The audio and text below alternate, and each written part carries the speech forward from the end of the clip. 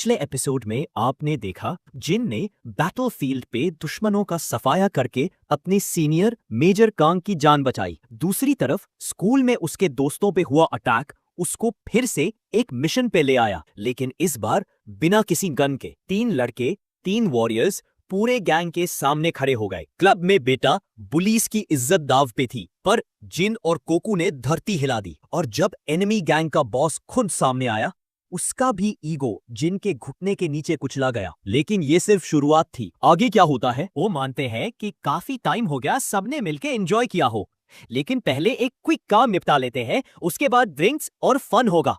Street में योना और कोको अचानक से गूंडों के एक ग्रुप से घिर जाते हैं। गूंड का लीडर स्मर्क करता है, खुश होता है कि इन्हें ढूंढना नहीं पड़ा। वो मजाक में माफी मांगता है कि इनका डेट क्रैश कर दिया, लेकिन वार्न करता है कि अब दोनों को वो ले जाएगा। पर जैसे ही गूंड्स कुछ करने ही वाले होते हैं, कार स्क्रीच करती है और गार्ड्स निकालकर इन गूंडों को घेर लेते रहे। ये क्लियरली एसडब्ल्यू कॉर्प के गार्ड्स हैं। योना का पर्सनल बॉडीगार्ड तो इतना गुस्सा होता है कि बिना सोचे समझे एक गूंड को पकड़ लेता रहे। सब जानते हैं कि ये गूंड्स तो गया काम से। योना तक थोड़ा फील करती है इन बेचारे लोगों के लिए, उन्हें पता भी नहीं कि किससे पंगा ले लिया। फिर हम देखते हैं कि चा के लैकीज बैट्स लेके सबको पीट रहे हैं। क्लब एरिया में फुल धमाका हो रहा है। चा भी एंटर करता है उसी पुराने क्लब में जहां पहले जिन और सोकू ने 0 आदमियों को हरा दिया था। इस नई गैंग का लीडर चा को देख के शॉक में आ जाता है। दोनों लैकी जो उसके पीछे खड़े हैं वो भी डर के मारे हिल जाते हैं, क्योंकि उनके सामने ड्विग गैंग का बॉस खड़ा है, इस एरिया का सबसे बड़ा गैंगस्टर।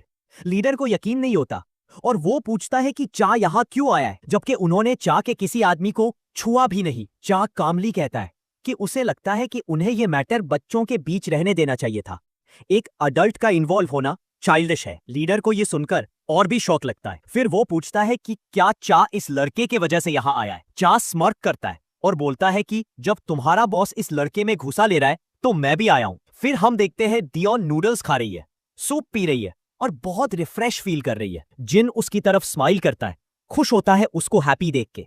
डियोन थोड़ा ऑकवर्ड फील करती है इतनी एक्साइटमेंट दिखाने के बाद, और कहती है कि काफी टाइम बाद कप नूडल्स खा रही थी, इसलिए एक्साइटेड हो गई थी। जिन कहता है कि उसने तो कुछ बोला ही नहीं। तभी उसका फोन बजता है, मिस्टर चा का कॉल। जिन फोन उठाता है और चा सीधा पूछता है क्या कर रहा है। जिन बताता है कि कन्वीनियंस स्टोर के बाहर रामेन खा रहा है। चा कहता है कि रामेन कोई ग्रोन अप मील नहीं होता और उसको कभी डिनर ट्रीट देने का ऑफर देता है, अच्छा सा बारबेक्यू खाने चलते हैं। जिन पोलाइटली कहता है कि जरूरत नहीं है। चा उसका मजाक उड़ाता है कि क्या तू गैंगस्टर के साथ डिनर नहीं करना चाहता। जिन बोलता है कि उसको एक्सपेंसिव चीजें ट्रीट में लेना पसंद नहीं और उसको ऐसे रामेन ही पसंद है। चा हार मान लेता है और कहता है ठीक है, रामेन ही सही। कॉल कट करते ही दिखता है कि चा ने पूरा टेक एरिया कंट्रोल में ले लिया है। अगले दिन जब स्कूल बेल बजती है, बेटा बुलीज खड़े होते हैं और यंग चैन की तरफ देखते हैं, गेम खेलने के लिए रेडी। क्या तुमने नोटिस किया कि बेटा बुलीज हमेशा कैजुअल कपड़े पहनते हैं जबकि क्लास के बाकी स्टूडेंट्स यूनिफॉर्म में होते हैं? ये कोरिया का स्टाइल है या राइटर ने इनको हाईलाइट करने के लिए किया? यंग चैन जेहोंग के फ्रैक्चर हाथ की तरफ देखता है और पूछता है क्या वो गेम के लिए फिट है। ऑरेंज हेड हाथ उठाता है और फिंगर्स हिलाता है, कहता है कि फिंगर्स ठीक है, माउस चलाने में प्रॉब्लम नहीं। यो चैन कंफ्यूज हो जाता है कि ऑरेंज हेड फ्रैक्चर के साथ फ्लेक्स कैसे कर रहा है। ब्लॉन्डी वॉर्न करता है ऑरेंज हेड को कि इंजरी का एक्सक्यूज न बनाए जब गेम में हारेगा। फिर वो सोकू से पूछता है क्या वो ज्वाइन करेगा। थोड़ी देर के लिए सोकू सरप्राइज होता है, लेकिन जोंग प्रॉमिस करता है कि स्नैक्स उसकी तरफ से होंगे एज थैंक्स। सोकू अग्री कर लेता है। योना भी कहती है कि वो भी चलना चाहती है। ब्लॉन्डी चेक करता है कि क्या वो श्योर है गेम रूम जाने के लिए। योना कंफर्म करती है और पूछती है क्या प्रॉब्लम है उसके साथ चलने में। सोकू फिर हमारे लड़के से पूछता है क्या वो अभी भी ब्रॉन्ज रैंक में है। हमारा लड़का कहता है हाँ, काफी टाइम पहले ब्रॉन्ज अचीव किया। सोकू प्राउड फील करता है। सब लोग कंफ्यूज होते हैं उसके रिएक्शन से। फिर बिना टाइम वेस्ट किए वो गेम रूम की तरफ चल पड़ता है। जिनको फील होता है कि कोकू में कुछ अजीब है, लेकिन फिर भी सब लोग गेम रूम में एंजॉय करते हैं। योना चुपचाप उन्हें ऑब्जर्व करती है। जाय हांग को सब लोग गेम में बेकर परफॉर्म करने के लिए चिढ़ा रहे होते हैं। वो लगभग जिन से भी बेकर खेलता है। इंटेंस गेमिंग के बाद सब कैंटीन से स्नैक्स लेते हैं।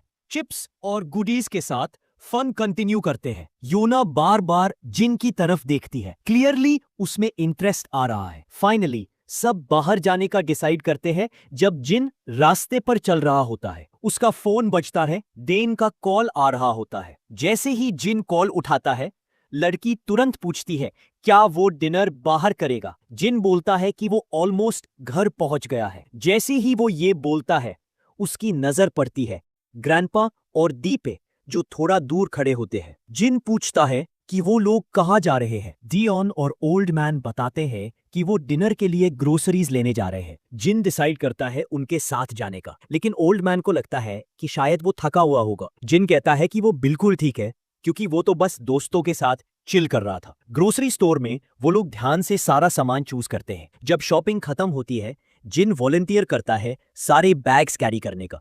जब वो स्टोर से बाहर निकलते हैं, जिन की नजर पड़ती है एक शेडी फिगर पे जो नियर बाय खड़ा होता है। वो आदमी हुडी पहना होता है और उसकी प्रेजेंस से एक सीरियस और इंटिमिडेटिंग ऑरा निकलता है। जिन तुरंत पहचान जाता है कि ये कौन है, और वो आदमी जिन को ग्रीट करके उसको जीरो कहता है, जो जिन का दिल एक सेकंड के लिए रुक जाता है। सीन फ्लैशबैक लेता है पास्ट में, जहां एक यंगर जिन होता है और वही लॉन्ग एचआर वाला आदमी होता है जो लगता है एक फेलो मर्सिनरी है।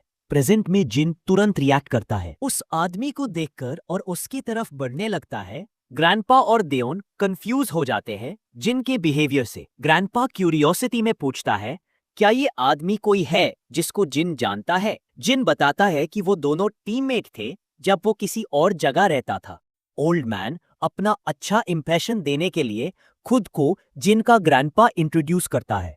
लॉन्ग हर वाला बंदा स्माइल करता है प्लेजेंटली, लेकिन देओन थोड़ा स्टार्टल्ड लगता है और पीछे हटने लगता है जब दोनों एक दूसरे को डेडली ग्लेयर देते हैं।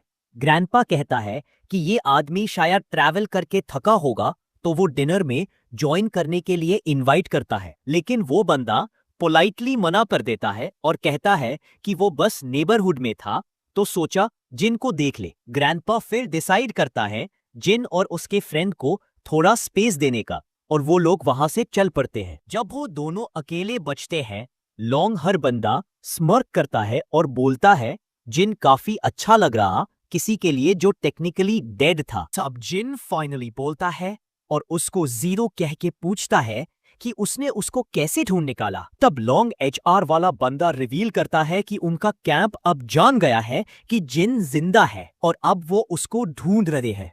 वो जिन को रीअश्योर करता है कि अभी कोई इमीडिएट डेंजर नहीं है, क्योंकि उन्होंने अभी तक ये नहीं पता लगाया कि वो रहता कहाँ है। वो एक्सप्लेन करता है कि वो इस एरिया में किसी मिशन पे था, और जब उसने सुना कि कैंप जिन को ढूंढ रहा है तो सोचा उसको मिल ले। लेकिन वो वार्न करता है कि ज्यादा देर नहीं लगेगी उनको जिन तक पहुंचने में। लगता है कैंप किसी को भाई जेने का प्लान कर रहा है जिन को हैंडल करने के लिए, और सिर्फ टाइम की बात है जब वो जीरो को भाई जेंगे। जिन अलर्ट हो जाता है ये थ्रेट सुन के, लेकिन जीरो बस स्मर्क करता है और टेंशन को हल्का करने की कोशिश करता है। बोलता है कि वो सिर्फ एक पुराने दोस्त से मिलने आया है। जिन चुप रहता है, लेकिन उसका चेहरा एक मिक्स ऑफ वेयरीनेस और क्यूरियोसिटी दिखाता है। जीरो सजेस्ट करता है कि कुछ खाते हैं, क्योंकि उसने जिन को ढूंढने में इतना टाइम लगा दिया कि वो खाना बिल्कुल गया। थोड़ी देर बाद हम देखते हैं कि लॉन्ग एचआर वाला बंदा एक रामन का बोल खा रहा होता है, जैसे कुछ खास बात नहीं हो। जिन थोड़ा अनकंफर्टेबल फील करता है उसको देखकर, जैसे वो बंदा दिनों से कुछ नहीं खाया हो। खाना खत्म होने के बाद वो बंदा एक सैटिस्फाइंग बर्प निकलता है और कमेंट करता है कि कितना टेस्टी था।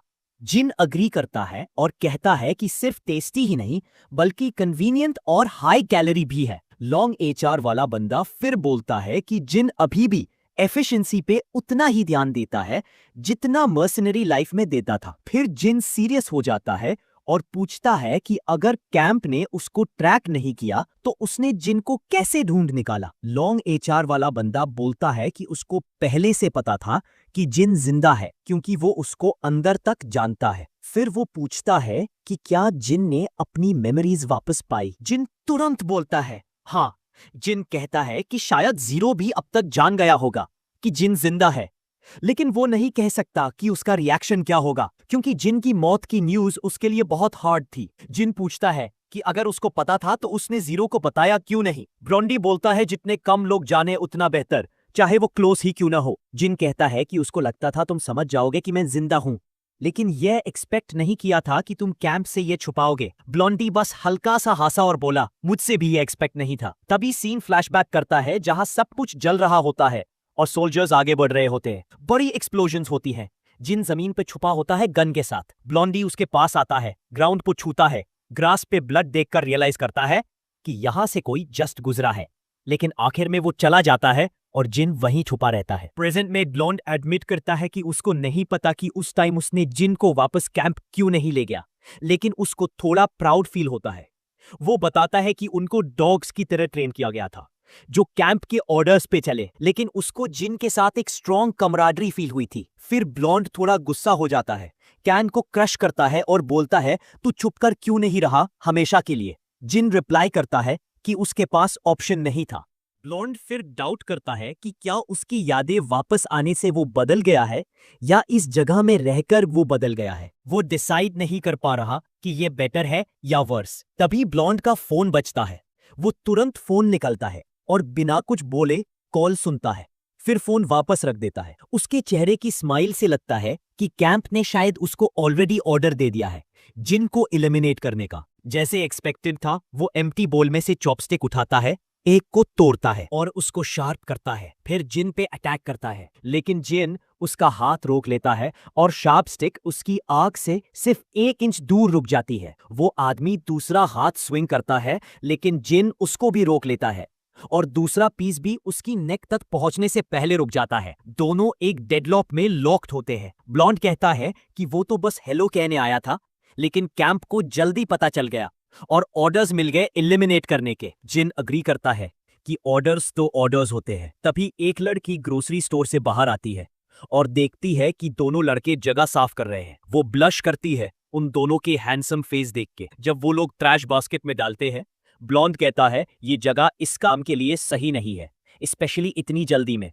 ब्लॉन्ड जाने लगता है और जाते जाते बोलता है कि उसको जिन का ये वर्जन ज्यादा पसंद आया। कहकर वो क्वाइटली वॉक कर जाता है। सीन कट होता है SSW कॉर्पोरेशन के ट्रेनिंग हॉल में, जहां हम देखते हैं कोकू इंटेंस एक्सरसाइज में बिजी होता है। तभी उसका फोन बजता है और वो देखता है कि जिन का कॉल है। वो तुरंत फोन उठाता है और पूछता है क्या हुआ, क्योंकि जिन का कॉल आना अनयूजुअल है।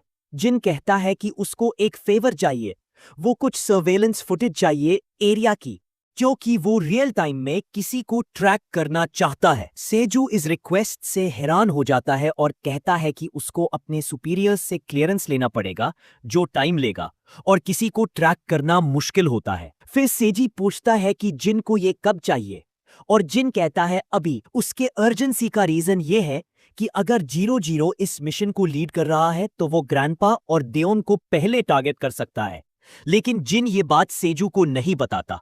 सेजू बिल्कुल कंफ्यूज्ड होता है क्योंकि उसको समझ नहीं आता वो ये कैसे करे। तभी सीन ट्रांजिशन करता है वापस चा के क्लब में, जहां पहला शॉट होता है चा के फेस का। योंगसू ने बताया कि जिन उसके पास आया था बाइक मांगने और उसने यूज बाइक दे दी। चा का फेस तुरंत अनॉयड हो गया जब उसने रियलाइज किया कि उसकी एक ही बाइक जिन ले गया। तब उसका लैकी पूछता है क्या उसको बाइक देनी गलत था, तो चा कहता है कि एब्सोल्युटली फाइन है, वैसे भी वो खुद कभी बाइक चलाता ही नहीं। फिर योंगसू थोड़ा एंशियस होकर एक्सेप्ट करता है कि जब जिन इतनी रात को आया तो वो डर गया था। अब तो स्कूल यूनिफॉर्म पहने हुए बच्चे भी उसको नर्वस कर देते हैं क्योंकि वो जिन से बार बार टकरा चुका है। इसके बाद हम देखते हैं जिन एक हैवी बाइक पर रोड पर जूम कर रहा है। तभी कोकू का रिपोर्ट आता है कि उसने लोकेशन जिन को भाया दी है और टारगेट काफी देर से वही का वही है, तो लोकेशन एक्यूरेट होनी चाहिए। कोकू थक चुका होता है इतनी जल्दी सारी इन्फो इकट्ठी करते हुए, और वो ये भी पॉइंट आउट करता है कि जिस आदमी का जिन पीछा कर रहा है उसमें कुछ तो स्केची लग रहा है, जैसे वो सर्वेलेंस कैमरे से अवेयर हो और बार बार डायरेक्शन चेंज कर रहा हो। मतलब वो अपने ट्रैक्स छुपाने की कोशिश कर रहा है। फिर वो जिन से पूछता है कि ये बंदा कौन है और क्यों उसका पीछा कर रहा है। जिन कहता है कि ये पर्सनल मैटर है। सोजो को यह सुनकर ज्यादा शौक नहीं होता क्योंकि उसने पहले ही गेस कर लिया था। जब कॉल कट होती है तो सोजू सोचता है कि जिन डेफिनेटली कुछ बड़ा करने वाला है, इसलिए उसको जल्दी मूव करना पड़ेगा टाइम बचाने के लिए। जिन ने जो हाफ वे पॉइंट मांगा था उस बंदे के रूट का, उसको उसने भैये दिया है। सोजू ये भी बताता है कि उसने उस न्यू कमर के बारे में और इन्फो ढूंढने की कोशिश की, लेकिन उस फॉरेनर के बारे में कुछ नहीं मिला। जब जिन लोकेशन पे पहुंचता है तो वो इधर उधर देखता है और सोचता है कि 00 अभी अभी आया होगा, वरना अगर उसके पास ज्यादा टाइम होता तो वो जिन के फैमिली पे पहले ही हमला कर चुका हो। कि अब ज्यादा टाइम वेस्ट नहीं करेगा क्योंकि उसको कुछ लोगों को प्रोटेक्ट भी करना है। दूसरी तरफ जीरो अपने गन्स रेडी कर रहा होता है और मैगजीन लोड कर रहा होता है। तभी इसका फोन बजता है अननोन कॉलर से। जब वो कॉल उठाता है तो कॉलर कहता है कि अभी अभी पता चला है कि जीरो जिंदा है और कोरिया में है। कॉलर और कुछ कह पता उससे पहले ही जीरो उसको कट कर देता है और कहता है कि वो ट्रेनिंग के टाइम से जिन के साथ था और सब कुछ जानता है। वो एक्सप्लेन करता है कि अभी अभी रीजन में एक जॉब खत्म की है और कंफर्म करने आया है कि जिन जिंदा है या नहीं। उसको लगता है वो एक ट्रेटर को जिंदा और सक्सेसफुल नहीं देख सकता। कॉलर उसे कहता है कि जिन को खत्म करने के लिए कुछ भी करना पड़े तो करे और उस काम के लिए उसे बेहतर कोई नहीं। कॉलर वही आई पैच वाला बंदा होता है जो पहले भी दिख चुका है। वो जीरो को वॉर्न करता है कि जिन को जीरो इसलिए कहा गया है क्योंकि वो डेंजरस है। ब्लॉन्डी कहता है कि ट्रेनिंग के दिनों को काफी टाइम हो गया है और आई पैच गाय अग्री करता है, कहते हुए कि जिन छुप छुप के रहने के बाद अब थोड़ा रस्टी होगा। कॉल कट करते वक्त वो कहता है कि वो गुड न्यूज का वेट करेगा। कॉल खत्म होते ही ब्लॉन्डी अपने फोन स्क्रीन की तरफ देखता है और उसकी आंखें फल जाती हैं क्योंकि वो देखता है जिन उसके पीछे खड़ा है। वो जल्दी से अपना गन उठाना चाहता है लेकिन जिन तुरंत उसके वेस्ट को पकड़ के उसको जमीन पे पटक देता है।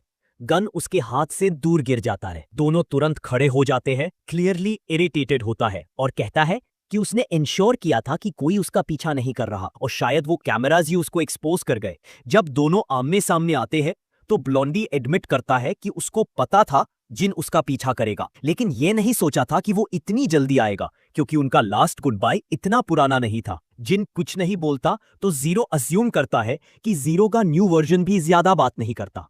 तभी और इतनी तेजी से ब्लोज एक्सचेंज करते हैं कि देखना मुश्किल हो जाता है। जिन फाइनली एक पंच डिफ्लेक्ट करता है और अपना खुद का पंच मारता है, लेकिन ब्लॉन्डी उसको इजीली साइड स्टेप कर लेता है। फिर जिन एक पावरफुल शोल्डर स्मैश करता है जो ब्लॉन्डी को पीछे धकेल देता है। जिन एक किक मारता है लेकिन ब्लॉन्डी उसका पैर पकड़ता है और एक डैगर से कट करता है जो काफी चीप मूव लगता है। ब्लॉन्डी ग्रिन करता है और कहता है कि जिन के स्किल्स और भी इंप्रूव हो गए हैं सिंस उनकी लास्ट ट्रेनिंग। जिन अपनी इंजर्ड लेग को संभालता है और ब्लॉन्डी फिर से उस पे अटैक करता है। जिन तुरंत स्टेप बैक करता है और डैगर उसकी थ्रोट के पास से निकल जाता है। दोनों intense hack and slash fight में लग जाते हैं जहां ब्लॉन्डी डैगर से जिन को टैग करने की कोशिश करता है। फाइनली ब्लॉन्डी जिन को चेस्ट में किक करता है और जिन गिर जाता है। ब्लॉन्डी गन उठाता है और एम करने की कोशिश करता है,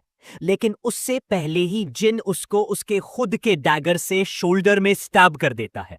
ब्लॉन्डी बुलेट्स की बाराज फायर करता है लेकिन जिन सब डॉज करता है। जब पिस्टल एम्प्टी हो जाता है तो ब्लॉन्डी फ्रस्ट्रेट होकर गन फेंक देता है, सूटकेस उठाता है और भागने लगता है। जिन उसको देख के शॉक्ड हो जाता है क्योंकि अगर वो आदमी बच गया तो उसकी फैमिली डेंजर में पड़ जाएगी। तो वो अपनी इंजर्ड लेग के बावजूद दौड़ता है। शेल्टर के बाहर जाके वो देखता है कि ब्लॉन्डी उसकी बाइक पे ब्याग रहा है। जिन होपलेस फील करता है अपनी हयाबूसा पे एनिमी को ब्यागते हुए देख के। तब उसके माइंड में इसकी सिस्टर और ग्रैंडपा की ब्लड स्मेयर्ड इमेज फ्लैश होती है, लेकिन लगता है ये टेंशन जरूरत से ज्यादा थी क्योंकि तभी कोई कार से आके बाइक को हिट करता है और ब्लॉन्डी कार के रूफ से रोल होता हुआ एस्फॉल्ट रोड पे गिरता है। कार रुकती है और कोकू बाहर आता और पूछता है क्या उसको इंटरफेयर नहीं करना चाहिए था।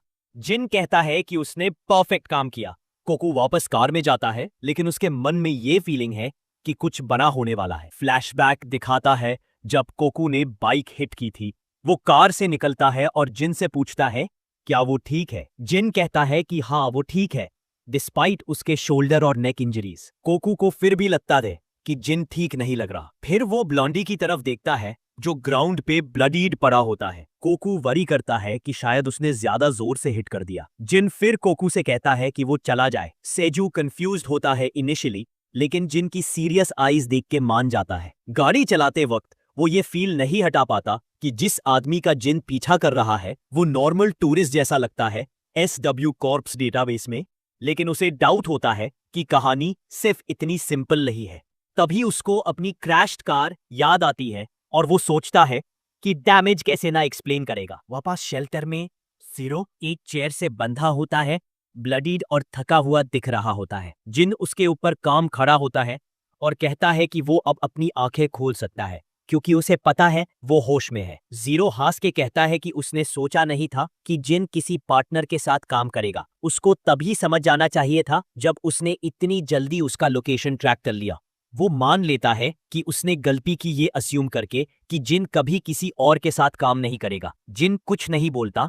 तब ऊ पूछता है कि उसको क्या जानना है। जिन रिस्पॉन्ड करता है, कौन और लोग थे जिनको मुझे खत्म करने का ऑर्डर मिला था। ज़ीरो कहता है कि वो श्योर तो नहीं है, लेकिन चांसेस है कि वो ही अकेला बंदा हो जो सच में सबसे क्लोज था उस रीजन के, और टाइमिंग भी परफेक्ट थी। ज़ीरो आगे एक्सप्लेन करता है कि कैंप जिन के जिंदा होने की रियलिटी को एक्सेप्ट नहीं कर सकता। वो नहीं चाहते कि किसी को पता चले कि उसकी डेथ फेक थी, इसीलिए वो उसको क्वाइटली एलिमिनेट करने की कोशिश करेंगे। वो कहता है कि वो कभी गिव अप नहीं करेंगे क्योंकि जिन ने कैंप को काफी डैमेज दिया है, स्पेशली मैड डॉग को, जो अब अपनी पूरी कोशिश करेगा उसको मारने की। ब्लॉन्डी फिर कॉन्वर्सेशन खत्म करता है और कहता है कि उसके पास बस यही बताने को था और सिर्फ इसीलिए बताया क्योंकि वो कभी कॉमरेड्स थे। फिर वो फाइनली जिन को कहता है कि अब उसको मार दे। जिन डैगर उठाता है और आगे बढ़ने लगता है ब्लॉन्डी को मारने का डर नहीं है क्योंकि वो किसी रैंडम एनिमी के हाथ से मारने से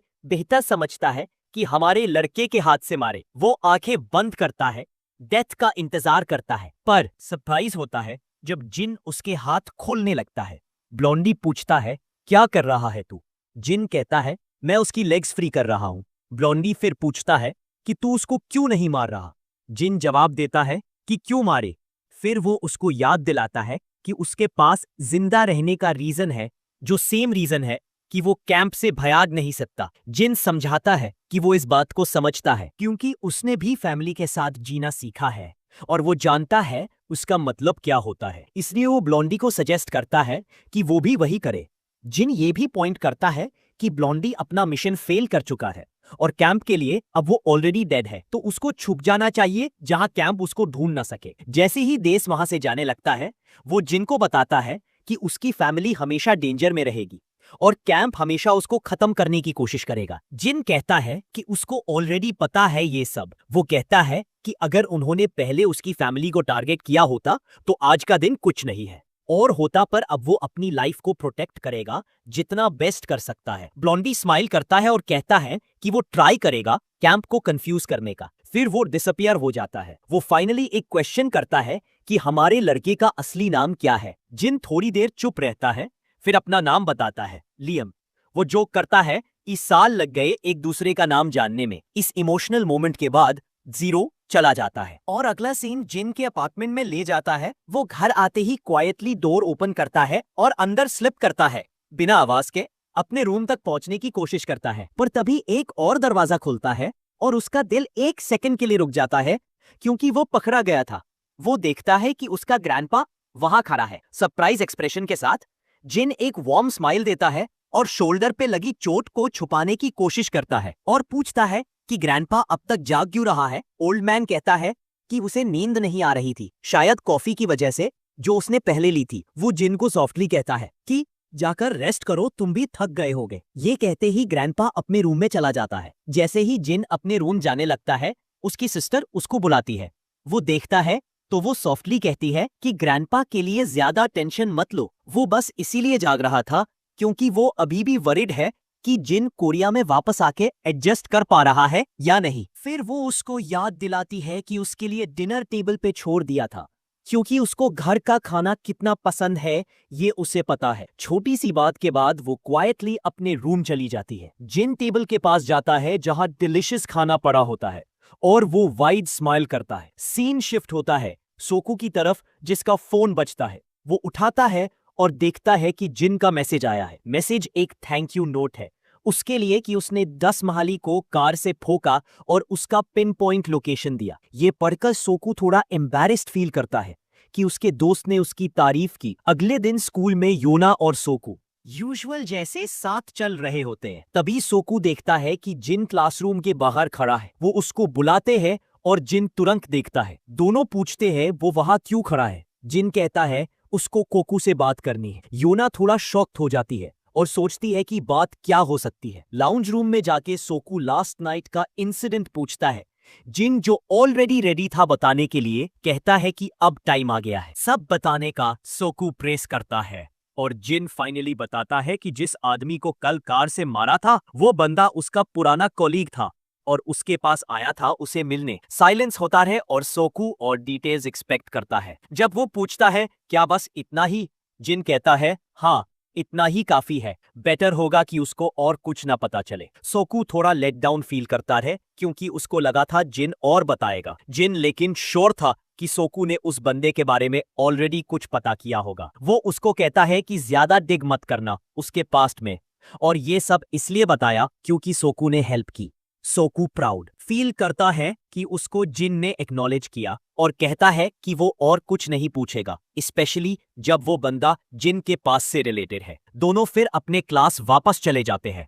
योना फिर पूछती है सोकू से कि क्या बात हुई थी। जब सोकू कुछ नहीं बोलता तो वो उसको गिल्ट ट्रिप करती है कि क्या इतना भी नहीं बता सकता। सोकू शॉक हो जाता है और झूठ बोल देता है कि वो जिन से पूछ रहा था गेम में लेवल अप कैसे करे। योना एक्साइटेड हो जाती है और सोचती है कि जिन वीडियो गेम्स में इंटरेस्टेड है, लेकिन फिर उसको याद आता है कि योंग चान गेम्स में ज्यादा प्रो है और योक जिन और जे ह्योंग भी बेटर प्लेयर्स है।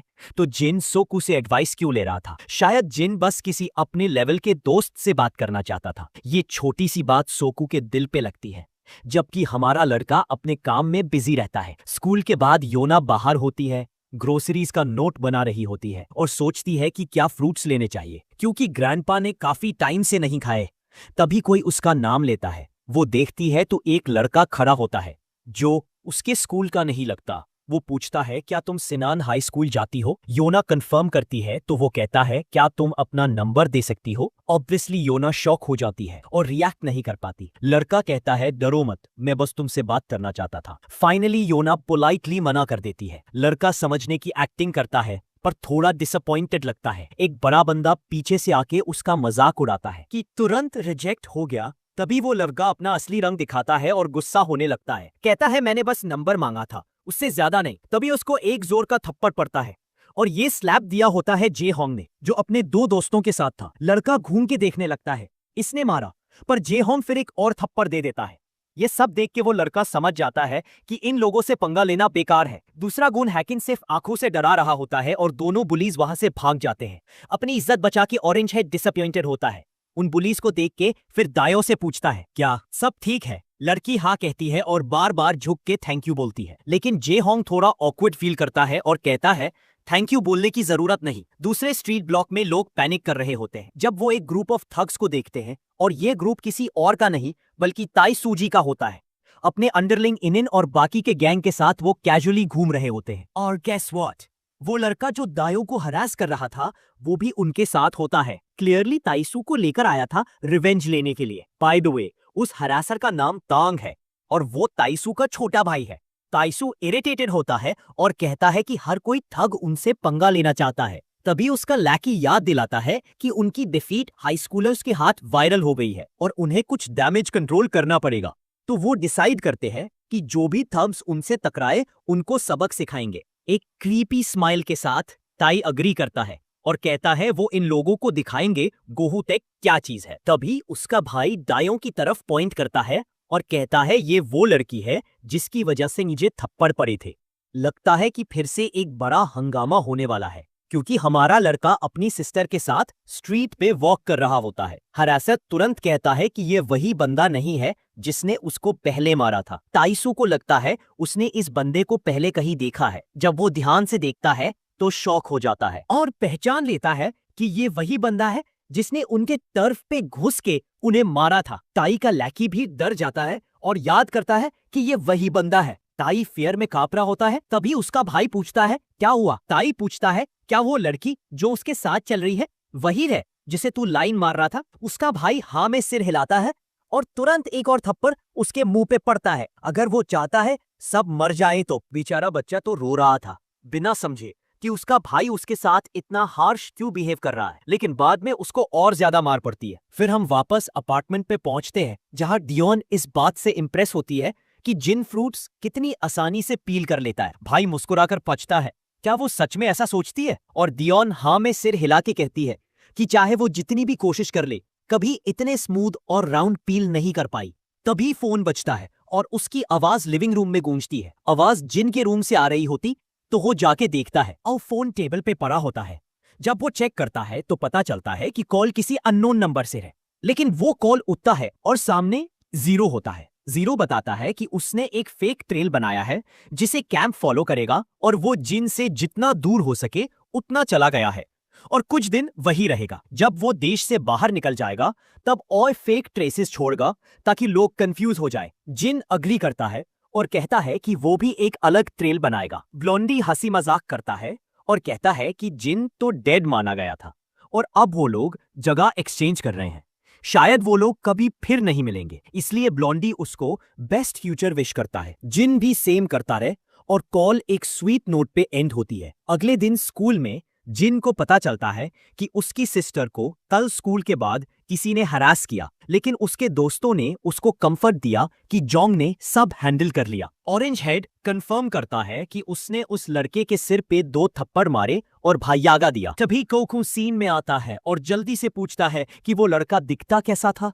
योंगचान बताता है कि वो गोस्तो टेक के यूनिफॉर्म में था। ये सुनकर कोकू अलर्ट हो जाता है और जिन कहता है कि वही स्कूल है जहां पहले भी प्रॉब्लम हुई थी। तब जिन को गुस्सा आ जाता है कि किसी ने उसकी सिस्टर को हरास किया। ये काफी बड़ा कोइंसिडेंस लग रहा था। सोकू अग्री करता है और कहता है कि ऐसे इग्नोर नहीं कर सकते। तभी बेटा बुल्लीज जो हमेशा फाइट करने रेडी रहते थे वो भी थोड़ा एंग्शियस फील करते हैं और कहते हैं कि शायद कंक्लूजन पे जल्दी पहुंचना गलत हो। तभी योना आती है और टेंशन तोड़ती है। वो पूछती है क्या बात हो रही है और याद दिलाती है कि हर लड़का देओन पे लाइन मारता है क्योंकि वो हमेशा से पॉपुलर रही है और अनडिनायबली प्रिटी भी है। जिनको तो ये सब समझ ही नहीं आता, लेकिन योंगचान अग्री करता है और कहता है कि देओन को ऑलरेडी काफी लोग पहले भी डेट के लिए पूछ चुके हैं। जिनको ये सब एक्सेप्ट करना मुश्किल लगता है, लेकिन योंगचान फिर से कहता है कि वो सच में पॉपुलर है। जब गेज केम और उसकी सिस्टर ने उसको तंग करना शुरू किया था तब कोई उसके पास नहीं जाता था और वो काफी टाइम तक अपसेट दिखती थी। जोंग भी कंफर्म करता है कि उसकी सिस्टर प्रिटी है और ब्लोंडी भी कहता है कि उसको पता है कि कई लड़के उस पे क्रश रखते थे। जिनको अब भी समझ नहीं आता कैसे रिएक्ट करे और वो सोच में पड़ जाता है। बेटा बुलीज भी सोचने लगते हैं कि क्या ये समझना इतना मुश्किल है जिनके लिए। तभी सोकू फिर बोलता है कि उन्हें इस बात की सच जान लेनी चाहिए। जिन अग्री करता है और कोकू कहता है कि स्कूल के बाद चले क्योंकि ट्रेनिंग नहीं है। बाकी लोग तो कंफ्यूज्ड होते हैं कि ये दोनों क्या प्लान कर रहे हैं। योना तक पूछ लेती है कि क्या इन्होंने सुना नहीं अभी क्या बोला गया था। फिर सीन कट होता है गोक के एरिया में जहां चन पे बैठा होता है इरिटेटेड फेस के साथ। उसका एक लैकी उसको बता रहा होता है कि सब लोग उनको ट्रैश की तरह ट्रीट कर रहे हैं। हत्ता की शुकाई ने भी उनकी पिटाई कर दी और आसपास के स्कूल भी उनके साथ अच्छा बिहेव नहीं कर रहे। चाइसो सोचता है कि कुछ दिन पहले सीनियर्स ने उस पर चिल्ला दिया था और तब से सब कुछ बिगड़ गया जब उसने जिन से पंगा लिया। लैकी सबको इकट्ठा करता है और बॉस को बोलता है कि अब डैमेज कंट्रोल करना पड़ेगा, नहीं तो हालत और बिगड़ जाएगी। बॉस चुप रहता है, अपना सिगरेट गिराता है और पैर से मसल देता है। फिर वो डिसाइड करता है कि प्लान फॉलो करेगा। लैकी स्माइल करता है देख के कि बॉस का मूड थोड़ा बेटर है। तभी जिन और कोकू रूम में घुसते हैं। बॉस का फेस तुरंत डर से बाहर जाता है इन जान पहचान वाले चेहरों को देख के। जो लैकीज अभी तक हंस रहे थे वो भी अब डरे हुए लगते हैं। तभी सीनियर बॉडीगार्ड को शॉकिंग रिपोर्ट मिलती है कि मिस्टर सिन गायब है और जिनसू और कांगू जो उसके साथ थे वो भी बेहोश मिले हैं। सीनियर बिना टाइम वेस्ट किए सोल्जर्स को ऑर्डर देता है कि सब एग्जिट सील करो और सर्विलेंस फुटेज सिक्योर करो। जिन तुरंत रेस्टरूम से बाहर निकलता है जैसे ही उसको न्यूज मिलती है और कॉरिडोर में दौड़ने लगता है। उसको लगता है कि इंट्रूडर्स ने सिक्योरिटी को डिसआर्म कर दिया है और टारगेट सिक्योर कर लिया है। अब बस कार के थ्रू एस्केप करना बाकी है। स्टेयर से नीचे दौड़ते हुए जिन पार्किंग लॉट पहुंचता है। एक आदमी को कार में बैठते देख के उसका रास्ता रोकता है, पर रियलाइज होता है कि वो तो बस एक क्लूलेस आदमी है। मीनवाइल रियल क्रिमिनल्स दूसरी साइड से गेटअवे कार में भयाग रहे होते हैं। जिन फुल स्पीड में उनके पीछे भयागता है। बिना हेजिटेशन के वो उनके कार के सामने जंप कर जाता है, पर वो लोग रुकते नहीं बल्कि उसको कुचलने की कोशिश करते हैं। जिन तुरंत रेडियो में बताता है कि सस्पेक्ट व्हीकल एक ब्लैक मिनीवैन है। फिर वो पार्क्ड कार्स के ऊपर से जंप करता है और मिनीवैन पकड़ने की कोशिश करता है। गार्ड्स एग्जिट पे रेडी होते हैं पंक्चर टूल्स के साथ, पर तब तक लेट हो चुका होता है। ड्राइवर गैस पेडल दबा देता है और गार्ड्स और सब कुछ कुचलकर निकल जाता है। जिन अभी भी वैन से चिपका होता है। मिनीवैन ज्यादा स्पीड से हिल रही होती है और जिनको पकड़ बनाए रखने में स्ट्रगल हो रहा होता है। इस वक्त उसका दिमाग एक ओल्ड कॉन्वर्सेशन याद करता है मेजर कैंग के साथ। कैंग उसको फैमिली का मतलब समझा रहा होता है। वो कहता है कि फैमिली हर किसी के लिए अलग होती है, पर बहुत प्रेशियस होती है। जिनको पूरी बात समझ नहीं आती तो कैंग एग्जाम्पल देता है कि वो अपने देश के लिए इसलिए इतना कमिटेड है क्योंकि वही उसकी फैमिली का घर है। जिन पूछता है कि क्या कोई अपनी फैमिली के लिए अपनी लाइफ दे सकता है। कैंग थोड़ा सरप्राइज होता है, फिर स्माइल करके कहता है कि अगर जरूरत पड़ी तो वो जरूर करेगा। वापस प्रेजेंट में जिन मिनीवैन से चिपका होता है वो अपनी ग्रिप टाइट करता है और मिनीवैन पे इतना जोर से इंपैक्ट करता है कि ग्लास टूटने लगता है। ड्राइवर इतना डिस्ट्रैक्टेड होता है कि एक ऑनकमिंग कार देख नहीं पाता और दोनों गाड़ियां टकरा जाती हैं। जिन वायलेंटली 0 मीटर दूर तक जाके गिरता है। तभी मिनीवैन का ड्राइवर दोबारा गैस पेडल दबाता है और गाड़ी फुल स्पीड में भाग जाती है। जिन फिर से दौड़ के उनके पीछे लग जाता है। वैन के अंदर ब्लैक एचआर वाली वुमन पीछे मुड़ के जिन को देखती है, एक मिस्टीरियस ट्विंकल के साथ, जैसे वो उसको टीज कर रही हो। जिन बिना रुके वैन के पीछे दौड़ता रहता है। वो धीरे धीरे पीछे रहने लगता है जब तक व्हीकल पूरी तरह के पास गैस दबा और एग्जैक्ट डायरेक्शन बताता है जहां वैन गई थी। ना चाहते हुए भी सीनियर गैस पेडल दबा देता है। फिर वो अपने सबऑर्डिनेट्स को रिपोर्ट करता है कि किडनैपर्स ने एक साइड रोड लिया था राइट साइड में और उन्हें पुलिस से कोऑर्डिनेट करने और अपनी टीम भेजने के लिए कहता है। फिर वो जिन को याद दिलाता है कि उसको घर जाते टाइम छोड़ देना चाहिए क्योंकि वो बस एक किड है और सिक्योरिटी टीम का पार्ट नहीं है। वो ये भी कहता है कि ये सब उसकी रिस्पॉन्सिबिलिटी नहीं थी, लेकिन जिन जवाब देता है कि वो प्रैक्टिकल ट्रेनिंग में है और उसने ये ड्यूटी खुद चूज की है, इसलिए उसकी प्रेजेंस का रिस्पॉन्सिबिलिटी सिर्फ उसका है। जिन ये भी बताता है कि उसने एक मेल और एक फीमेल देखा व्हीकल में। दोनों एशियन थे, लेकिन और कोई अकम्प्लिस उसने नोटिस नहीं किया। जैसे ही सीनियर गार्ड जिन की तरफ गुस्से से देखता है, उसके फेस और हाथों पे चोट देखकर परेशान हो जाता है और तुरंत पूछता है क्या वो ठीक है। जिन कहता है कि वो बिल्कुल ठीक है। सीनियर को यह समझने में दिक्कत होती है कि जिन को रिपोर्ट किया गया था कि वो व्हीकल से चिपका हुआ था और उसने सबसे पहले किडनैपर्स को ट्रैक किया था और वो रूट भी आइडेंटिफाई कर चुका था और मिस योना को भी बचा लिया था। सीनियर रियलाइज करता है कि जिन ने खुद को प्रूव कर दिया है और अभी के लिए उसे ज्यादा रिलायबल कोई नहीं है। दूसरी तरफ योना को न्यूज मिलती है कि मैडम जीए को किडनैप कर लिया गया है। उसका गार्ड एक्सप्लेन करता है कि उन्होंने सिक्योरिटी मिनिमम रखा था और सभी यूनिट्स को भेज दिया गया है। उन्हें ढूंढने के लिए टीम और गू अभी उनके पीछे लगे हुए हैं। योना जिन का नाम सुनते ही अलर्ट हो जाती है बॉडीगार्ड और बताता है कि जिन उनके साथ ड्यूटी पे था जब यह सब हुआ।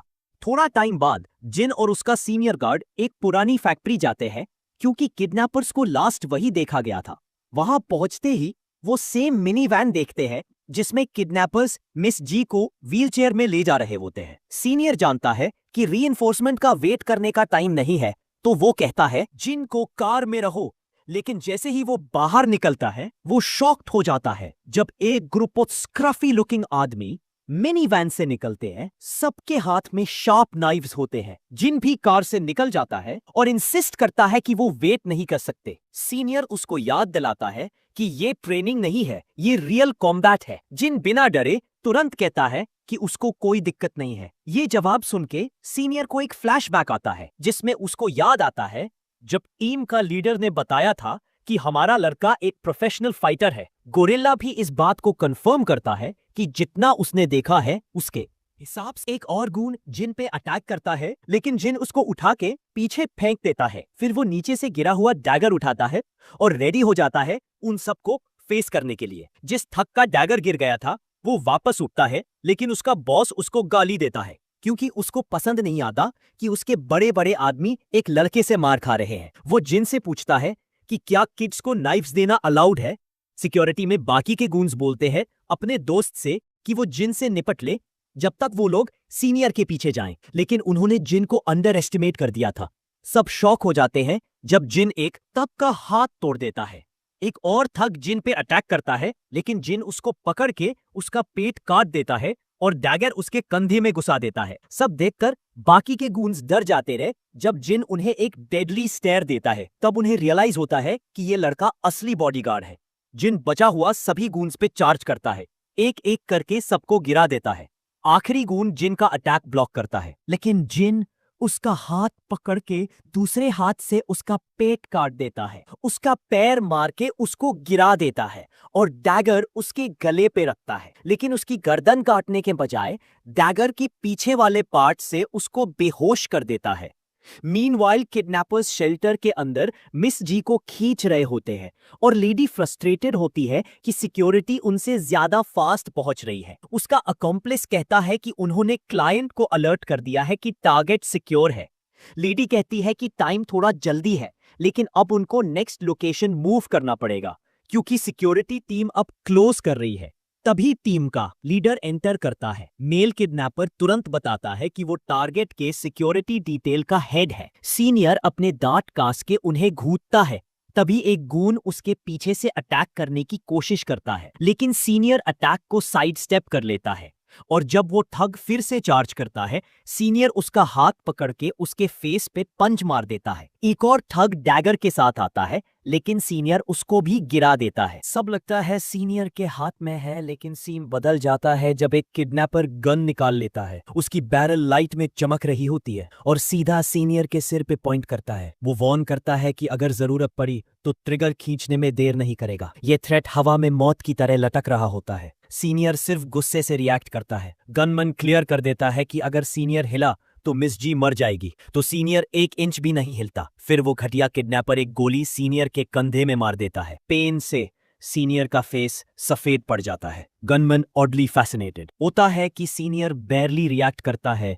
लेडी उसको कहती है कि काम खत्म करो, टाइम वेस्ट मत करो, तो वो फिर से गन चलाने लगता है और सीनियर अपनी आखिरी मोमेंट्स के लिए मिस जी को देखता है और माफी मांगता है। लेकिन उसके मरने से पहले 2 डैगर्स हवा में आके गनमैन के दोनों हाथों में घुस जाते हैं। लेडी ब्लैक ड्रेस में लेफ्ट राइट डॉज करते हुए भाग आती है। तभी जिन मिस जी का व्हीलचेयर पकड़ के फुल स्पीड में भाग जाता है। गून कंफ्यूज हो जाता है और सीनियर भी शॉक हो जाता है। गून फिर से बुलेट फायर करता है, जबकि जिन जितना दूर हो सके उतना दूर जाने की कोशिश करता है। उसी वक्त सीनियर उस गनमैन को नीचे खींचता है और दोनों क्रैश कर जाते हैं। जिन अपने सीनियर को देखता है, लेकिन सीनियर चीख के कहता है कि मत मुड़ के देख और बस भाग। जिन बिना टाइम वेस्ट किए और स्पीड में व्हीलचेयर के साथ भागता है। थोड़ी देर बाद मिस जी की आंखें धीरे धीरे खुल जाती हैं, लेकिन उसके रिएक्ट करने से पहले कोई उसका मुंह बंद कर देता है। थैंकफुली वो जिन होता है जो कहता है कि चुप रहो, और जब मिस जी हाँ में सिर हिलाती है तब वो अपना हाथ हटा देता है। वुमन पूछती है कि वो कहाँ है, क्योंकि लास्ट टाइम तो वो बाथरूम में थी। जिन उसको बताता है कि उसको थोड़ी देर तक डिजीनेस फील होगी बिकॉज ऑफ सेडेटिव। तभी उसके दिमाग में फ्लैशबैक आता है और वो सब याद कर लेती है। उसकी किडनैपिंग हो चुकी थी और जिन इस बात को कंफर्म करता है कि वो और टीम लीडर सबसे पहले पहुंचे थे और अब सिक्योरिटी पुलिस के साथ रास्ता ले रही है। जिन आसपास देखता है ये कंफर्म करने के लिए कि कोई आसपास तो नहीं है, और वो थोड़ा रिलीव्ड फील करता है कि वो अब होश में आ गई है, जिससे उसको मूव करना इजी हो जाएगा। लेकिन उसको पता है कि उनके पास ज्यादा टाइम नहीं है इस डेड एंड जगह में, और सबसे बड़ी प्रॉब्लम ये है कि एनिमी आर्म्ड है। वही है जीए सोचती है कि क्या उसकी किडनैपिंग का कुछ लेना देना है एस सबू कॉरपोरेशन की नए एक्विजिशन से, जबकि उसका खुद का कोई कनेक्शन नहीं था उन डील्स से। वो जिन की तरफ देखती है और चिल्लाकर बोलती है कि वो इंजर्ड है, पर जिन इस बात को अवॉइड करता है और कहता है कि वो बिल्कुल ठीक है। लेकिन जीए इस बकवास को नहीं मानता, क्योंकि उसको क्लियरली दिख रहा है कि जिन का शोल्डर इंजर्ड है, फिंगर्स चोट खा चुकी है, और सबसे बड़ा शौक तो ये है कि वो उसका बॉडीगार्ड भी नहीं है। वो कंफ्यूज है कि जिन क्यों इतनी मेहनत कर रहा है उसके लिए और कैसे वो इतना डिपेंडेबल निकला। तभी वो फेमिलियर औरत की आवाज सुनाई देती है जो इस किडनैपिंग के पीछे थी। वो गन हाथ में लेकर उन दोनों की तरफ बढ़ती है और जिनको कहती है कि तुरंत बाहर आ जाओ, अगर ये ड्रामा जिनादा टाइम चला तो वो हॉस्टेज को मार देंगे। वो कहती है कि सब पीसफुली खत्म करो वरना सिचुएशन और खराब हो जाएगी। गा ये सुन के डर जाती है और व्हीलचेयर से उठकर खड़ी हो जाती है। सोचती है कि वो इस लड़के को और जिनादा डेंजर में नहीं डाल सकती। चाहे जिन कितना भी स्किल्ड हो, वो अभी भी एक टीनेजर ही है और गा फील करती है कि अब उसको प्रोटेक्ट करना उसकी जिम्मेदारी है। पर कुछ भी इंपल्सिव करने से पहले जिन हाथ से सिग्नल करता है और कुछ जेस्चर करता है अपनी फिंगर से, जो मुझे समझ नहीं आया, पर गा शायद समझ गई थी। तो वो चुपचाप वहीं रुक जाती है और जिन अपनी हाइडिंग स्पॉट से बाहर आता है और हाथ उठा देता है। किडनैपर वुमन को लगता है कि गा जरूर उस कंटेनर के पीछे छुपी होगी। वो सोचती है कि पहली बार जब उसने जिन को वैन से लटके हुए देखा तो वो यकीन नहीं कर पाई थी क्योंकि वो सिर्फ एक लड़का था। फिर वो उसका मजाक उड़ाते हुए कहती है कि उसने शायद बहुत ज्यादा एक्शन मूवीज देख ली है क्योंकि असली जिंदगी में हीरो भी मार दिया जाता है। और वो सही भी है क्योंकि चाहे तुम कितने भी ब्रेव हो, एक गन बैरल के सामने कोई नहीं टिकता। लेकिन जिन अब भी काम रहता है। गा चिल्लाकर बोलती है वेट करो, और जैसे ही वुमन उसकी तरफ देखती है जिन अपना नाइफ उसके हाथ पे मार देता है। वो चोट से झटक जाती है और तभी एक और ब्लेड उसकी तरफ ज्यादा तेजी से आता है। उस मोमेंट में जिन उस पे जंप करता है और दोनों जमीन पर गिर जाते हैं। उसकी गन उसके हाथ से गिर जाती है। किडनैपर जल्दी से अपने थाई के पास छुपा एक डैगर निकलती है और जिन पर अटैक करती है, लेकिन जिन वक्त पर पीछे हट जाता है। दोनों एक दूसरे से दूर हो जाते हैं। तब वुमन जिन पर झपटती है और एक deadly hand to hand fight start होती है। जबरदस्त एक्सचेंज के बाद वुमन का स्टमक में एक जोर का अटैक लगता है और वो पीछे गिर जाती है। उसकी गन भी जमीन पर गिरती है। वो गन उठाती है और एम करती है जिन पर। सोचती है कि अब उसके पास अपर हैंड है, लेकिन जिन क्विक रिएक्ट करता है और गन उसके हाथ से छीन लेता है। अब गन उसके खिलाफ हो जाता है। वुमन शॉक में होती है कि ये सब कैसे हो गया। जीए के जिन के मूव्स देख के स्टन्ड है और जिन तो खड़ा रहता है बिल्कुल चिल्ड आउट। वुमन फिर मजाक उड़ाता है कि वो मूवीज देख के एक्सपर्ट बन गया है। फिर वो डाउट करती है कि क्या जिन में इतना करेज है कि वो गन चला पाए। उसका मानना है कि बॉडीगार्ड्स प्रैक्टिस तो करते हैं, लेकिन किसी इंसान को शूट करना एक अलग लेवल का काम है। पर वो गलत होती है। जिन बिना सोचे समझे उसके थाई में गोली मार देता है। खून उड़ जाता है और वुमन शॉक हो जाती है कि उसने एक सेकेंड भी नहीं सोचा ट्रिगर दबाने से पहले। सबसे शॉकिंग बात ये थी कि जिन की आंखों में कोई फियर नहीं था, जैसे वो इस सब का आदत बना चुका हो। वुमन उसकी आंखों में कुछ पहचानती है और उसको एक ठंडक सी महसूस होती है, जैसे उसने कोड 00 को पहचान लिया हो। कुछ बोलने से पहले ही जिन उसके मुंह पे गन से एक जोर का थप्पड़ मार देता है और वो बेहोश होकर गिर जाती है। गा पूरी तरह से ब्लोन अवे है कि जिन ने उसको कितनी इजीली गिरा दिया, जैसे कुछ हुआ ही नहीं। वहीं दूसरी साइड सीनियर अपने अपोनेंट से निपट चुका होता है, लेकिन खुद बहुत ज्यादा इंजर्ड है। शोल्डर से खून बह रहा होता है, लेकिन अब वो गंदों से गिर गया है। पहले वाला विलन फिर से उठता है, अपना हाथ पहनता है और जमीन से गन उठाता है। एक बल्कि आदमी सीनियर पे पंच मारने जाता है, लेकिन सीनियर उसे ब्लॉक कर देता है और खुद एक पंच देता है। तब विलन गन एम करता है और एक्सेप्ट करता है कि उसने एसडब्ल्यू एसोसिएशन के हेड ऑफ सिक्योरिटी को अंडर एस्टिमेट किया। वो मानता है कि अगर उन्होंने सीनियर के शिफ्ट के एंड तक वेट नहीं किया होता तो वो उस लड़की को कभी किडनैप नहीं कर पाते। सीनियर लगता है गिव अप करने के एज पे है। उसने सिर्फ टाइम बाय करने के लिए फाइट की थी ताकि जीए और जिन एस्केप कर सके, पर उसको ये नहीं पता कि क्या वो बच पाए या नहीं। लेकिन उसके गट फीलिंग कहती है कि जिन संभाल लेगा और सरप्राइजिंगली वो कॉन्फिडेंट फील करता है। उसकी स्माइल देख के विलेन भी सोचने लगता है कि ये स्माइल किस बात की है। जब वो पूछता है तो सीनियर कुछ बोलता नहीं, सिर्फ स्माइल करता है। विलन कहता है अगर वो समझ रहा है कि सिर्फ एक औरत ने जिन को चेस किया तो वो उस औरत को अंडर एस्टिमेट कर रहा है। उसका कहना है कि इस एरिया में कोई भी मर्द उस औरत से नहीं जीत सकता, और अब तो वो गुस्सा भी हो चुकी है। जिन जल्दी ही उसे अपनी मौत मांगता दिखेगा। तब सीनियर की स्माइल फेड हो जाती है और वो गुस्से से दांत कस लेता है। किडनैपर बोलता है कि उसने जिन के पीछे कोई बंदा नहीं भाईजा, क्योंकि उस औरत को उसका काम खत्म करने में टाइम नहीं लगेगा। विलेन गन का ट्रिगर दबाने ही वाला होता है कि एक बुलेट उसके हाथ को चीर देती है और ब्लड हर तरफ बिखर जाता है। वो गिर जाता है और उसकी गन छूट जाती है। सीनियर देखता है कि ये बुलेट कहाँ से आई और शॉक होता है कि जिन वहां खड़ा है गन लेके। विलेन शॉक में होता है, खून बह रहा होता है और गुस्से में चिल्लाता है कि जिन वापस कैसे आ गया। उसको ये भी समझ नहीं आ रहा कि उसकी फ्रेंड क्रिसिल्ला का क्या हुआ जो जिन के पीछे गई थी। शायद वो उस पर ज्यादा ट्रस्ट कर रहा था। तब जिन एक और बुलेट चलाता है और उस विलेन के थाई में गोली मार देता है। फिर गन सीनियर की तरफ एम करता है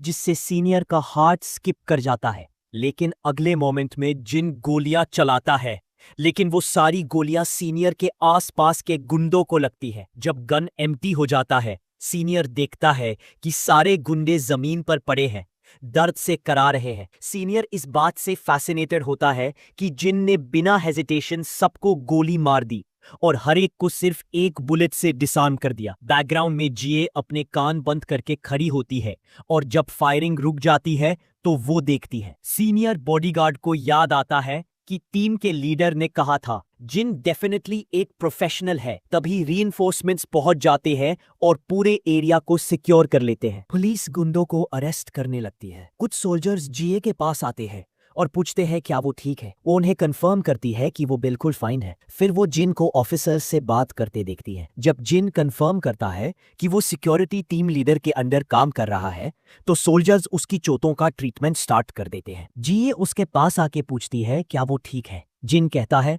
हाँ, पर जीए फिर पूछती है ये हालात में कैसे फाइन हो सकते हो। जिन कामली कहता है कि अभी तक मोबिलिटी में कोई प्रॉब्लम नहीं है तो वो मोस्टली ठीक है। वो कहता है कि वीआईपी को किडनैपिंग से बचाने के लिए कुछ ब्रूजेस लेना एक अच्छा रिजल्ट है। फिर जिन जीए से एक फेवर मांगता है। जीए थोड़ा शॉक्ड होती है और तुरंत पूछती है क्या फेवर। जिन बताता है कि वो अपनी फैमिली को टेंशन नहीं देना चाहता जब तक उसकी इंजरीज ठीक नहीं हो जाती, तो उसको कहना पड़ेगा कि वो सिक्योरिटी वर्कशॉप अटेंड कर रहा है। जीए थोड़ा कंफ्यूज होती है कि क्या यही कहना था।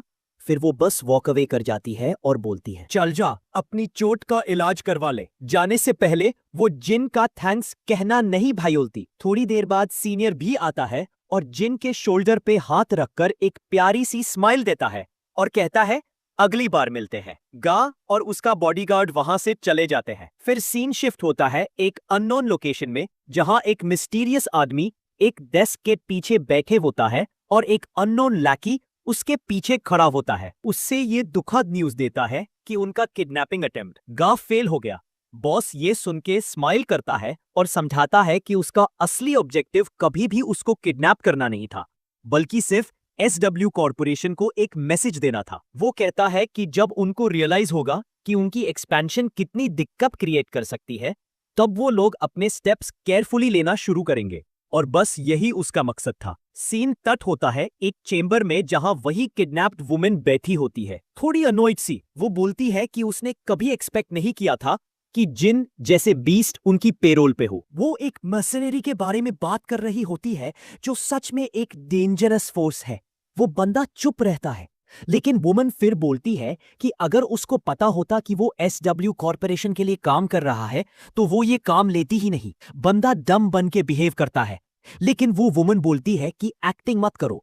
वो कहती है कि जिन हमेशा अपना चेहरा छुपा के रखता है, लेकिन उसकी आंखें पहचान ली गई क्योंकि पहले भी उनका एनकाउंटर हुआ था। वो याद करती है कि महीने पहले जिन रडार से वैनिश हो गया था और सब लोग समझने लगे थे कि या तो वो रिटायर हो गया या मर गया। उसने कभी सोचा भी नहीं था कि वो एसडब्ल्यू कॉर के लिए काम करेगा। बंदा फिर से कंफ्यूज बन के बोलता है कि उसको कुछ समझ नहीं आ रहा।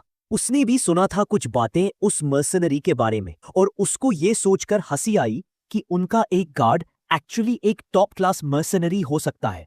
वुमन आर्ग्यू करना छोड़ देती है क्योंकि क्लियरली उससे बात। थोड़ी देर बाद सीन शिफ्ट होता है एसडब्ल्यू कॉर्पोरेशन के मेडिकल सेंटर में। सबसे पहले लेडी जी को दिखाया जाता है जो एक वार्ड में चिल कर रही होती है। पहले लगता था वो विलेन है, लेकिन अब लगता है वो सिर्फ बहुत ज्यादा क्यूरियस है हमारे लड़के के बारे में। उसका गार्ड भी पास में होता है। जी उसे पूछती है कि वो यहाँ क्या कर रहा है जबकि उसको गोली लगी थी। वो कैजुअली बोलता है कि छोटी मोटी चीजें हैंडल कर सकता है। जी उसकी नहीं सुनती और कहती है कि घर जाओ और रेस्ट करो क्योंकि एक आदमी कम होने से कोई फर्क नहीं पड़ेगा। गार्ड बोलता है कि उसका मन नहीं लग रहा रेस्ट में क्योंकि सब कुछ तब हुआ जब वो शिफ्ट पे नहीं था। वो बताता है कि जो मर्सिनरीज थे वो अब्रॉड से आए थे और अब तक ये पता नहीं चला कि वो किस क्लाइंट के लिए काम कर रहे थे। खुद मर्सिनरीज को भी नहीं पता था क्योंकि बीच में कई मिडिलमैन थे। जीए का मूड सैड हो जाता है जब वो सोचती है कि पहले योना टारगेट बनी और अब उसको किडनैप कर लिया गया। वो पूछती है कि क्या ये सब सिर्फ कोइंसिडेंस है। कार्ड सिर हिलाकर बोलता है कि नहीं, ये कोइंसिडेंस नहीं है। जी और ज्यादा डाउन फील करती है। फिर वो सोचती है कि कैसे हमारा लड़का पूरे सिचुएशन को हैंडल कर रहा था एक टोटल बैड एस की तरह। ट्रेनिंग के टाइम से भी ज्यादा इंप्रेसिव लग रहा था। वो अपने गार्ड को याद दिलाती है कि वो लड़का एक एवरेज टीनेजर नहीं है। गार्ड अग्री करता है। जी सोचती है कि ग्रैंडपा को जिन की रियल आइडेंटिटी पता होगी तभी तो उसको सिक्योरिटी टीम में डाला था। उसको याद आता है कि जिन के रिब्स फ्रैक्चर्ड थे, नेल टूट गए थे और शोल्डर पे डीप कट था एक बुलेट मिस होने की वजह से। गार्ड बताता है कि जिन उनकी व्हीकल से चिपक गया था अटैक के टाइम और गिरते वक्त ये सब इंजरीज हुई होंगी। जी का फेस पाले हो जाता है ये सोच के कि इतनी इंजरीज के बाद भी उसने इतने सारे ठग से फाइट किया, नाइफ वाले आदमियों से भी, जब वो अनकॉन्शियस थी। ये सोच के उसका शौक और बढ़ जाता है। गार्ड भी अग्री करता है कि ये सब अनबिलीवेबल है लेकिन सच है। जी तुरंत उठती है और रश करते हुए जिन के वार्ड की तरफ भागती है। जैसे ही वो रूम में जाती है वो देखती है कि जिन फिर से एसडब्ल्यू यूनिफॉर्म पहन रहा होता है। जिन इधर उधर देखता है और जी और उसका गार्ड को देखता है। जी बिना टाइम वेस्ट किए पूछती है कि वो क्या कर रहा है। जिन कहता है कि वो घर जा रहा है क्योंकि 2 दिन से वहां नहीं गया। जी उसको याद दिलाती है कि उसको सीरियस इंजरीज है और जब तक ट्रीटमेंट कंप्लीट नहीं होती तब तक वो नहीं जा सकता। जिन कहता है कि वो घर पे रेस्ट करके जल्दी रिकवर करेगा। जी चीख के कहती है कि वो पागल मत बनो और पूछती है कि इतना रैश डिसीजन लेने की परमिशन उसको किसने दी। जिन कामली कहता है कि डॉक्टर ने बोला। जी जितना भी प्रोटेस्ट करती है जिन अपना बैग पैक करता रहता है। जी फिर पूछती है कि वो अपने फैमिली को कैसे एक्सप्लेन करेगा। जिन कहता है कि चेहरे के ब्रूजेस को वो ट्रेनिंग इंजरी बोल देगा। गा इरिटेट हो जाती है ये देख के कि उसके पास हर चीज का जवाब है। वो अपने गार्ड को कहती है कि वो जिन से अकेली में बात करना चाहती है। गार्ड बाहर चला जाता है। फिर जी जिन को कहती है कि वो चाहती है कि ग्रेजुएशन के बाद वो उसके लिए काम करे। जिन न्यूज देखता है और जी कहती है कि योना के साथ रह के उसको कुछ मिलेगा नहीं क्योंकि वो सिर्फ एक बच्ची है। जी कहती है कि योना के पास सिर्फ अपने पेरेंट्स का इनहेरिटेंस है लेकिन फ्यूचर सिक्योर करने का कोई तरीका नहीं है। जी कहती है कि वो जिन को सेफ और सिक्योर फ्यूचर दे सकती है। थोड़ी देर चुप रहकर जिन कहता है कि उसके पास एक क्वेश्चन है। जी सोचती है कि वो सैलरी के बारे में पूछेगा तो तुरंत बोलती है कि उसको वरी करने की जरूरत नहीं है। वो यूज इतना पे करेगी जितना उसने सोचा भी नहीं है, साथ में एक्स्ट्रा बेनिफिट्स भी। लेकिन जिन डायरेक्टली मना कर देता है और पूछता है कि उसने योना के साथ रहने का क्या मतलब निकाला। जी थोड़ी देर चुप होती है और फिर डायरेक्टली पूछती है कि क्या वो योना को डेट कर रहा है। जिन फ्लैटली बोलता है कि नहीं।